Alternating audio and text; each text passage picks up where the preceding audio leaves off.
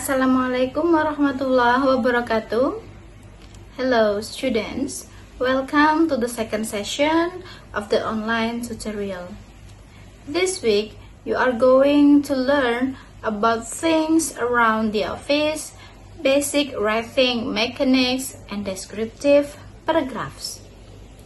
You can find this week's topics in Module 2, which consists of 2 learning activities. By the end of the weeks, you are expected to be able to identify the vocabulary around the office.